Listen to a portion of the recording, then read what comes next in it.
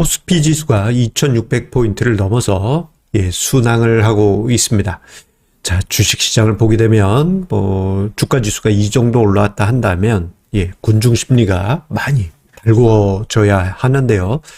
그런데 주식시장이 생각보다 군중 심리 측면에서 봤을 때 그렇게 뜨겁지가 않습니다.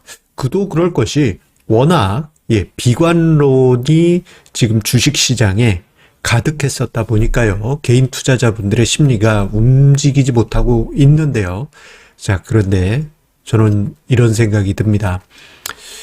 주식 투자는 결국 긍정론자가 수익을 만든다라는 점입니다. 자, 오늘 증시토크에서는 주식 투자에 대해서 강력하게 매수하세요, 이런 시그널 전혀 아닙니다.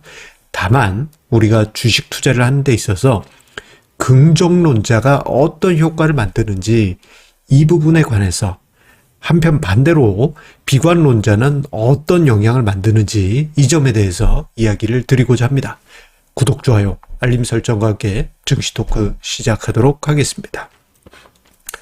자, 우리 주식 투자에 대한 고정관념 보게 되면요. 위험하죠. 금융상품을 구분할 때 주식 투자는 위험자산으로 구분되어 있는 것이 사실이긴 합니다. 자, 그러다 보니까요, 군중들의 마음속을 보게 되면요, 주식 투자는 매우 위험한 자산으로 그렇게 고정관념 속에 깊숙이 자리하고 있죠.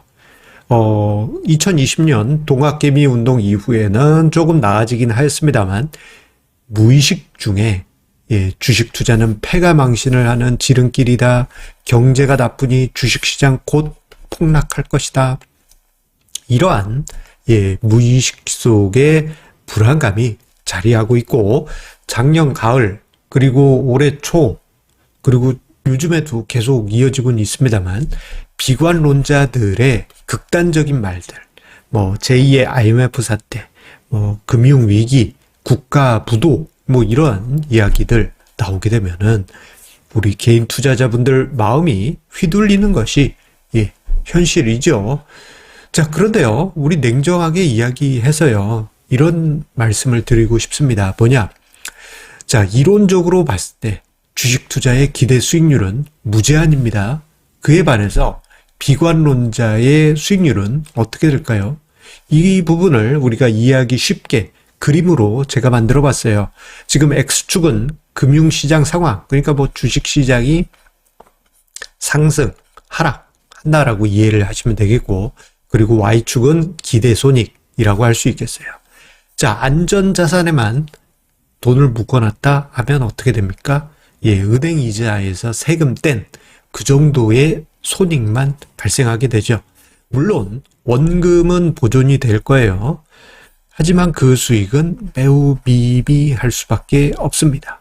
하지만 주식 투자는요, 이런 효과가 있습니다. 손실이 발생했을 때는요, 만약에 어떤 레버리지 투자를 하지 않았다면 이론적인 손실률은 자기 투자금이 전부예요. 그 이상 손실 나진 않습니다. 자, 그런데 수익이 나게 될 때는 그 기대 수익률이 무제한입니다. 주가가 상승하는 만큼 계속 수익이 날 수 있는 것이죠. 즉, 손실이 날 때는 제한적이고 수익이 날 때는 무제한의 기대치를 가지고 있는 것이 주식 투자입니다. 이렇게 이야기 드리면 무조건 긍정적으로 보는 거 아니냐라고 생각하실 수도 있는데, 그렇긴 하죠. 주식시장이라는 게 안 좋을 때는 또 출렁출렁 하지 않습니까?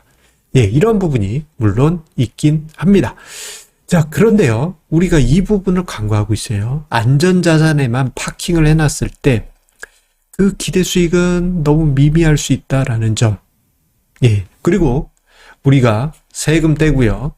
그리고 인플레이션 감안했을 때, 인플레이션도 통계청에서 나오는 그러한 그 CPI 말고요, 실질적으로 우리가 느끼는 실질적인 여러 가지 소비자 가격들, 이런 거 비교해 보게 되면요, 은행 이자는 장기적으로 실질 금리가 마이너스인 경우가 다반사이죠.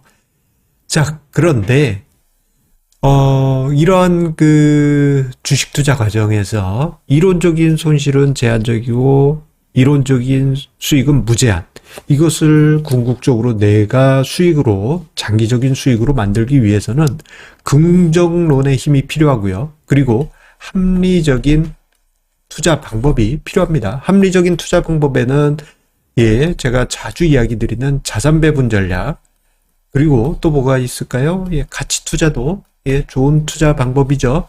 그 외에도 이제 여러 가지 방법들이 합리적인 투자 방법으로 긍정론을 가져볼 수 있을 것입니다. 자, 그런데요. 저는 이런 생각도 해보게 됩니다. 주변 지인들을 보게 되면요. 여기 상황이 참 씁쓸한 모습들을 많이 보게 돼요. 자, 이런 지인들도 은근히 많아요. 안전 자산만 바라보는 지인들, 친구들입니다. 자, 주식 투자는 손실이 무조건 발생한다. 위험하다라고 생각하다 보니까 예금에만 돈을 단단히 파킹해 두는 것이죠.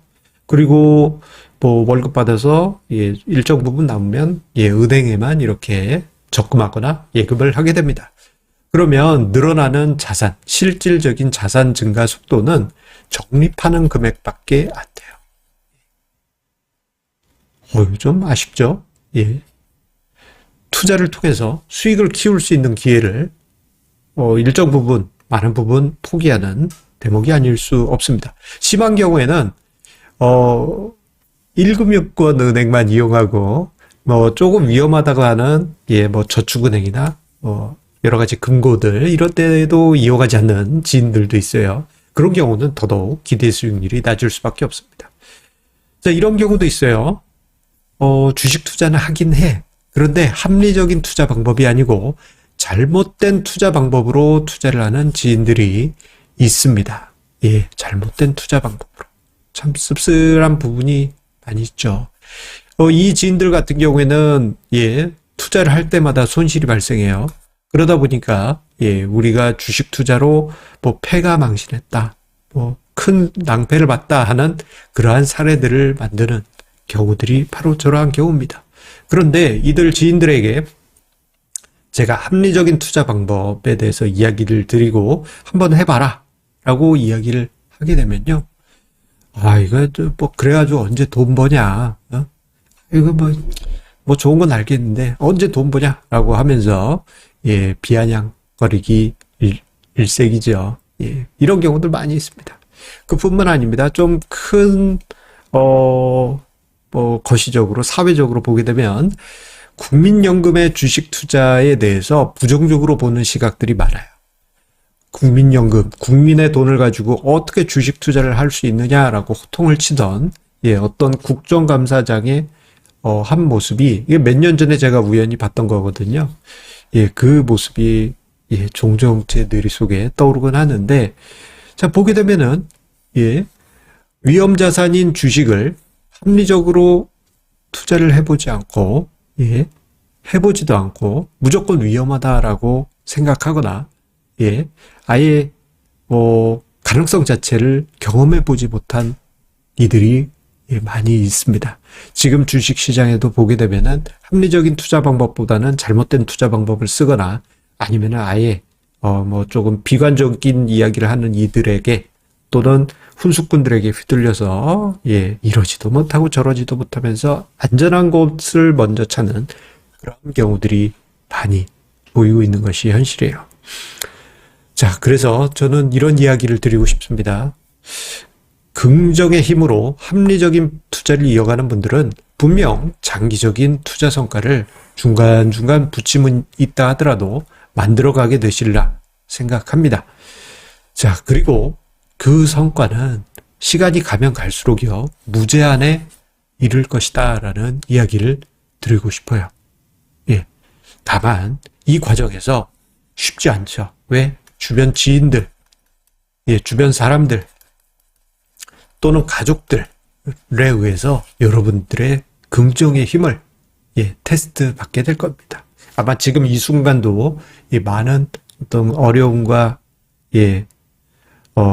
사람들의 여러 가지 안 좋은 이야기들 경험하시고 계신 우리 합리적인 투자자분들 많이 계시리라 생각이 됩니다.